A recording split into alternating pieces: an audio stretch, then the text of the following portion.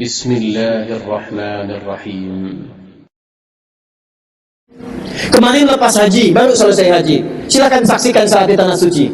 Berapa di antara jemaah haji yang paham bagaimana cara menunaikan manasik itu? Silakan lihat. Dari mulai tawaf saat pertama datang. Apakah setiap orang yang tawaf paham apa yang dibacakan?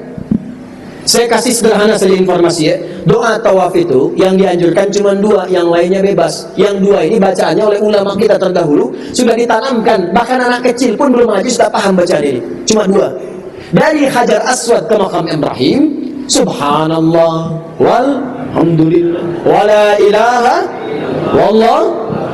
Dari Rukun Yamani sampai dengan ke Hajar Aswad. Orang Indonesia paham betul.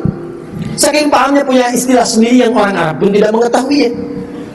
Apa doanya? Rabbana atina wa fil akhirati wa qina. Doa apa itu? Oh, sapu jagat. Orang Arab tidak tahu sapu jagat. Tanyakan pada orang Arab, apa jadi sapu jagat? Ish. Orang kita sapu jagat, ada 2 sapu jagat. 2 sapu nggak ada jagatnya, jagat 2 jagat nggak ada sapunya. Kita itu. Baik, yang ini yang dianjurkan cuma 2, yang lainnya bebas. Bahkan ada rahasia. Saya berikan satu rahasia penting dalam Al-Quran ya. Ini diantara kita saja. Anda kalau benar mengamalkan ini, bukan sekedar diterima tawafnya, semua permohonan Anda kalau dibutuhkan dikabulkan seketika saat itu. Karena ini ada contoh sebelumnya dalam manasik. Nabi Ibrahim mencontohkan. Makanya kenapa doanya dari Hajar Aswad sampai ke Maqam Ibrahim? Karena ada kisah di situ. Tercantum dalam Quran surah 19 Maryam ayat 49 sampai 50. Falamma i'tazalahum wa may ya'buduna min dunillah. Ketika Ibrahim menjauhi orang-orang yang musyrik kepada Allah Subhanahu wa taala, meninggalkan mereka, fokus kepada Allah, walaupun resikonya banyak itu dilakukan, maka kami berikan kepadanya pengabulan dari doanya yang telah lama itu. Wa habna lahu Ishaq. Istri yang divonis oleh medis klinis tak mungkin punya keturunan karena menufus, karena mandul, tak mungkin punya keturunan. Maka kata Allah, jadi dan jadilah keturunan. Ishaq terlahir. Kapan itu terlahir? Ketika Nabi Ibrahim mengundang semua resiko karena ingin mendekat kepada Allah Subhanahu wa taala. Mendekat kepada Allah bisa dengan 3 cara. Mana kalimatnya subhanallah, 2 walhamdulillah, 3 wala ilaha illallah, Allahu akbar. Subhanallah. Maaf, kalimat subhanallah diucapkan kapan? Kalau bapak ibu melihat misalnya ke Ngarai Siano, pergi ke Harau, banyak pemandangan bagus, diucapkan apa? Masya Allah. Ingat, bukan subhanallah. Kalau kalimat yang benar, Masya Allah. Kalau subhanallah, itu asalnya diucapkan pada keadaan yang bertentangan dengan sifat dan keagungan Allah. Contoh, Quran surah kedua Al-Baqarah ayat 116. Ada orang berkata, Allah punya anak ya? Wa qalu ittakhadallahu walada. Mereka berkata Allah punya anak. Subhana. Itu tidak benar. Contoh, Quran surah 17 ayat 1. Ketika Nabi di Isra Mi'rajkan, orang-orang berkata, Muhammad Tuhanmu gila ya, bisa memperjalankan hambanya dari Mekah ke Masjidil Aqsa cuma semalam, balik lagi turun ayat subhanalladzi asra. Itu enggak benar. Subhan. Tapi kalau Anda melihat yang indah-indah, yang baik-baik, maka ungkapkan dengan ma'a ta'ajjub, takjub. Sya Allah, yang Allah izinkan. Lihat Raisiano indahnya, Anda katakan Masya Allah. Maka ini maknanya dalam bahasa Indonesia, ya Allah, saya kagum takjub dengan keindahan ini. Kalau bisa teruskan setiap saya datang ke sini, indah pemandangannya. Awas, para ibu sering keliru. Ketika anak-anaknya sulit diatur, luar biasa, lompat sana, lompat sini, tidak ikut ibunya, maka apa yang ibu katakan? Masya Allah, sungguh indah kenakalan ini. Teruskan ya Allah, teruskan. Itu ya. Awas. Nah, kembali kepada yang tadi, balikan. Awas, hati-hati, fokus, ingat baik-baik. Subhanallah, walhamdulillah, wala ilaha illallah. Subhanallah, menolak segala hal yang tidak disukai Allah. Kadang-kadang lupa, Allah senang Anda sholat, tapi saat sholat bersamaan dengan aktivitas dunia Anda. Apa yang disukai oleh Allah? Kalau Anda bisa meninggalkan aktivitas dunia untuk sholat, tinggalkan, tunaikan sholat. Hati-hati. Malam ada tahajud, ada bola, pilih mana? Bola atau tahajud? Halo?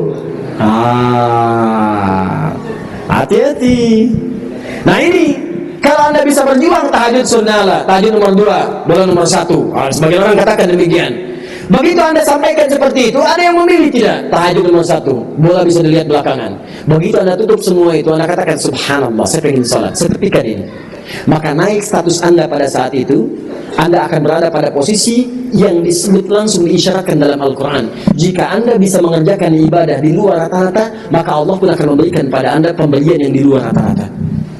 Nabi Ibrahim pernah melakukan itu walaupun dia dilempari, walaupun beliau dibakar, mendekat kepada Allah, maka Allah pun berikan pengabulan doa yang menurut manusia mustahil, kata Allah jadi. Makanya ketika Anda tawaf, kenapa baca subhanallah, alhamdulillah, wala ilaha illallah, Allahu akbar? Itu ada maknanya. Lakukan perjuangan Anda seperti Nabi Ibrahim. Ketika sampai di makam Ibrahim, silahkan bebas berdoa dengan bahasa Anda. Bebas. Dari makam Ibrahim sampai dengan rukun Yamani, minta. Boleh silakan pakai bahasa Padang, boleh. Orang Jawa pakai bahasa Jawa, boleh. Tak harus pakai bahasa Arab. Nanti saat dari rukun Yamani ke Hajar Aswad, kenapa kita baca Rabbana atina fid dunya hasanah? Itu oleh Allah untuk dikembalikan pada keinginan yang sesuai kebutuhan. Karena ada orang yang minta dengan keinginan tapi tidak dia butuhkan. Bagus untuk dunia, tidak untuk akhirat. Bagus untuk akhirat, tidak untuk dunia. Makanya setiap permintaan tadi dikembalikan bagus untuk dunia dan akhirat dia. Jadi sebetulnya boleh Anda tawaf Bapak Ibu sekalian dengan doa-doa tadi. Selanjutnya silahkan minta dengan bahasa masing-masing. Doa untuk keluarga, doa untuk ayah ibu, doa untuk sandai tolan, doa untuk tempat bernaung, untuk batu sangkar, untuk tanah datar, untuk Sumatera, untuk Indonesia, boleh, sah. Saya pernah punya pengalaman cerita kawan itu. Ini bagus, tapi tidak harus ditiru caranya. Walaupun memang kalimatnya benar. Ada anak muda dia. Saya tugas 2010 di Mekah. Anak muda datang dekat Ka'bah, doa dia. Benar pakai bahasa Indonesia yang dia pahami. Ya Allah, saya datang kemari untuk memohon. Saya belum punya jodoh ya Allah. Sampai saya datang ke Ka'bah untuk memohon. Mohon dekatkan jodoh itu dengan saya ya Allah. Berikan saya kesempatan untuk mendapatkan jodoh terbaik. Tiba-tiba ketika bermohon seperti itu, lewatlah perempuan di samping dekat ke Ka'bah, tinggi, putih, hidung mancung. Dia langsung berikan contoh, kayak gini ya Allah. Kayak gini. Dia tunjuk perempuan tuh. Tapi Anda tahu apa yang terjadi? Pulang dia, setelah selesai dari situ, menikah Pak. Bukan dengan yang tadi. Bukan, tapi dia menikah. Maka poinnya adalah bukan karena dia menyampaikan hal yang mungkin lucu bagi kita. Poinnya, dia menyampaikan apa yang dia butuhkan. Dan dia berdoa dengan apa yang dia pahami.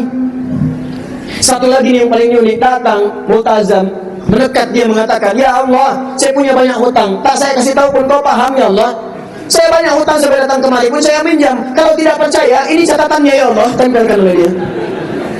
Pulang, lunas, dia berusaha dan sebagainya. Dimudahkan oleh Allah Subhanahu Wa Taala. Nah, kita seringkali mengerjakan sesuatu yang tadinya mudah dipersulit, yang sulit tidak menjadi mudah karena tidak paham ilmunya. Sekarang lebih parah. Ada orang tawaf sekarang, tawafnya live, sa'inya live. Tangan kanannya kemudian membawa handphone, tangan kirinya siap-siap dengan kamera. Subhanallah, alhamdulillah, capek pindah kiri, wala ilaha illallah, Allahu akbar. Kelihatan dari sana. Tuh. Itu yang paling bahaya. Jadi yang pertama, mengetahui ilmu itu bisa menentukan kualitas ibadah untuk mendapatkan penerimaan di sisi Allah Subhanahu wa taala.